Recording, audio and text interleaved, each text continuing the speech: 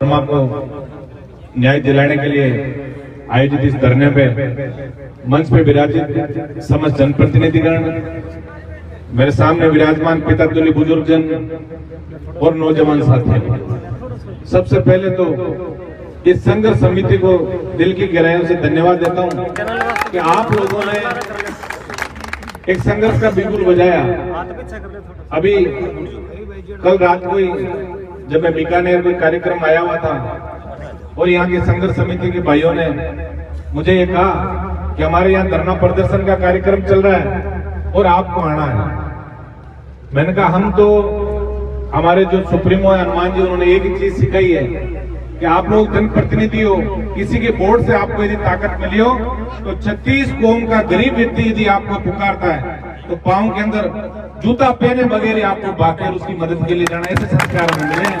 मेरा तुरंत ही आने का भाई विजयपाल और जो संघर्ष समिति के हमारे भाई प्रभुदयाल जी, संपत जी, इन सबको मैंने भरोसा भी दिलाया। एक बात जो मन की पीड़ा है कि गंगानगर और हनुमानगढ़ जिस हिसाब से यहाँ के सक्षम किसान, यहाँ की सोना उगलती धरती, लेकिन आंदोलन के अंदर अभी आप लोग यदि एक रावड़ा गड़साना की बात हम छोड़ दें किसान आंदोलन की, तो बहुत बड़े आंदोलन यहाँ की धरती पे पिछले लंबे समय से नहीं हुए। और यहाँ का किसान जिस दिन से आराम फराम और जिंदगी जीने लग गया, उसी दिन से राजस्थान का भाग्य जो है वो नेगेटिव ऊर्जा की ओर चला गया। आज हम लोग बड़ी उम्मीद से गंगानगर और हनुमानगढ़ जिले की तरफ देखते हैं। यहाँ का नौजवान जो है, नौजवान संघर्ष के लिए तैयार है। अभी जो पूर्व वक्ताओं ने सारी बातें कही कि यहाँ पुलिस जो है वो टोल की मदद कर रही है। देखिए, जो हमारे बुजुर्ग जो थे, तुलसीदास जी को उस टाइम ही पता लग गया जब उन्होंने रामायण लिखी कि समर्थ कौन है 200 घोसाई, कितनी बड़ी बात उन्होंने लिखी। उनको पता था कि बेईमानों का राज इस देश के अंदर आएगा। समर्थ लोगों को दोष नहीं है, गरीब के पक्ष में कोई नहीं है। लेकिन मैं आपको भरोसा दिला के जाना चाहता हूँ, अभी रास्ते के अंदर हनुमान जी आज दिल्ली से कोई चामुंडिया एक शहीद का प्रोग्राम था, उसमें आए थे, तो उन्होंने यही कहा कि पूरा जो वहाँ का धरना प्रदर्शन का जो कार्यक्रम चल रहा है, वहाँ की जो संघर्ष समिति है, पूरा आश्वस्त उनको करके आना कि राष्ट्रीय लोकतांत्रिक पार्टी का एक कार्यकर्ता भी जिस दिन धरने पे बैठता है, उस दिन जब तक न्याय नहीं मिलता हम लोग उस धरने से नहीं उठते। अभी मैं आपको, आप सोशल मीडिया के माध्यम से जुड़े हो, मैं मेरे इलाके की दो छोटी सी बातें आपको बताऊंगा। क्या एक जीएसएस के ऊपर एक नाई समाज का बच्चा, वो वहां जैसे भाई पवन शर्मा यहाँ किसी कंपनी में काम करता था, वैसे एक ठेकेदार का वहां काम करता था, और उसको जब सुरक्षात्मक उपकरण नहीं दिए तो उसकी करंट से मृत्यु हो गई। उस दिन मैं भी कार्यक्रम, इलाके में एक प्रोग्राम थे, मुझे तुरंत सूचना मिली कि एक नौजवान बच्चे की करंट लगने से जीएसएस में मौत हो गई, और मैं तुरंत वहां पहुंचा, सारे अधिकारियों को बुलाया, ये अखबारों की मुख्य पृष्ठ की खबर थी, और मैंने उनके परिजनों को बुला के मैंने कहा क्या इच्छा आपकी, क्योंकि देखिए जिस परिवार का व्यक्ति जाता है उस व्यक्ति के ऊपर कितना दर्द का पहाड़ जो टूट पड़ता है वो ही जान सकता है। लेकिन मैं यहाँ के लोगों को धन्यवाद इस बात का दूंगा कि आज भी इंसानियत आपके अंदर जिंदा है। कि आज 36 कौम के लोग, भाई पवन शर्मा के पिताजी यहाँ बैठे हैं, चंदू जी, इनको न्याय दिलाने के लिए आप आए हो। और मैं तो कहता हूँ इंसानियत ही उसी चीज में कि जो व्यक्ति दूसरों का दर्द जाने वही तो इंसान है। कि जीना तो है उसी का जिसने ये राज जाना, है काम आदमी का औरों के काम आना। आप 36 कौम के लोग जो भाई पवन शर्मा को न्याय दिलाने के लिए यहाँ आए हो, इसके लिए मैं धन्यवाद देना चाहूंगा। हमारे प्रधान जी यहाँ विराजमान है, आपसे भी मैं निवेदन करूंगा कि गंगानगर और हनुमानगढ़ के आप बुजुर्ग हैं, आप नौजवान जो साथी हैं, उनके अंदर कोई ऐसी ऊर्जा भरे।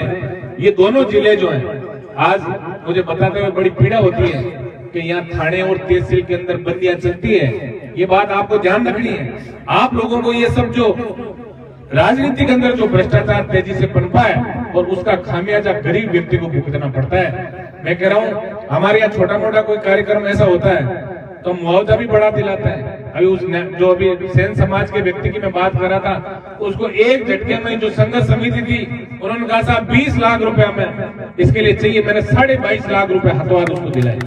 एक परसों की घटना में बताता हूँ, एक RSMM जो कंपनी है, उसका एक किसानों के मुआवजों को लेकर संघर्ष चल रहा है काफी दिनों से, 10 दिन से। हमारे जाहिल विधानसभा क्षेत्र में विधानसभा चल रही थी और वहां मुझे खबर मिली कि एक दिन के अंदर धरने में एक युवक था इमरान नाम का, और जब शाम को वो घर गया तो रात को उसको हार्ट अटैक का दौरा आ गया। लेकिन फिर भी प्रशासन को कहा, एक ट्वीट किया भाई साहब ने कि मैं मौके पे पहुंचूंगा, और 12.5 लाख रुपए कल ही उसको मुआवजा हम लोगों ने दिलाया। जो वहां धरने पे दिन में धरने पे था, शाम को घर पे उसकी डेथ हो गई।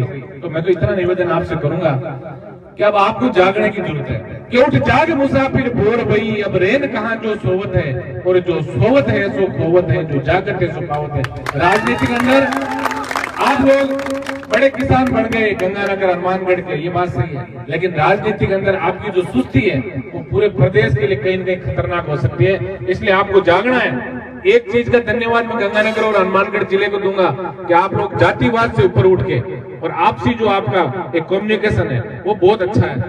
इस चीज को आप सही दिशा के अंदर ले जाओ, अच्छे जनप्रतिनिधि आप चुनो, और उसके बाद किसी टोल और प्रशासन के लोगों की मजाल नहीं जो आपके साथ अन्याय करते हैं। अभी जैसे भाई विजयपाल बता रहा था, ये बात सही है, हमारे क्षेत्र में जितने भी टोल निकल रहे हैं वैसे तो भगवान की दया से शुरू ही नहीं हुए, क्योंकि हम टोल मुक्त राजस्थान की परिकल्पना यदि किसी ने की तो हनुमान बेनीवाल जी हैं। उन्होंने ये कहा कि जब हम वाहन खरीदते हैं, एक फॉर्च्यूनर गाड़ी यदि हम 30-35 लाख की खरीदते हैं तो 5 लाख रुपए सरकार में पहले कागजों के जमा कराते हैं। जब हम रोड टैक्स दे रहे हैं तो फिर टोल टैक्स किस बात का? लेकिन सरकार में बैठी गूंगी बेरी सरकार है, ये लोग नहीं समझते गरीब की व्यथा।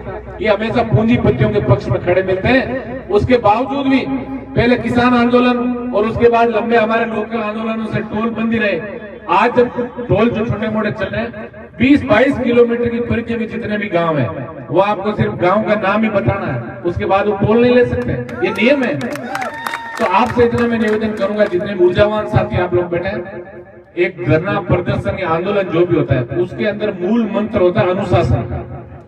अनुशासित तरीके से यदि आप सही दिशा के अंदर अपना कोई आंदोलन कर रहे हो तो निश्चित रूप से समय उसमें हो सकता है कि 1 दिन लग जाए, 2 दिन लग जाए, 4 दिन लग जाए, लेकिन जीत हमेशा आंदोलनकारियों की हुई इस लोकतंत्र के अंदर। इतना मैं आपको भरोसा दिलाना जाना चाहता हूँ।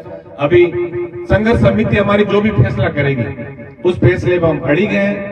हम आप लोगों की जो भी मांगे हम आपके साथ कंधे से कंधा मिला के, आज तो सिर्फ मैं एक प्रतिनिधि के रूप में आया हूँ। अब यदि प्रशासन ने आपकी बातें नहीं मानी तो पूरे राजस्थान के अंदर प्रशासन की ईंट से ईंट बजा देंगे। इतना मैं आपको कहना चाहता हूँ। आप लोगों का जो भी मांग पत्र हो, यदि सरकार आपसे वार्ता करती है, हम लोगों को कोई राजनीति नहीं करनी है।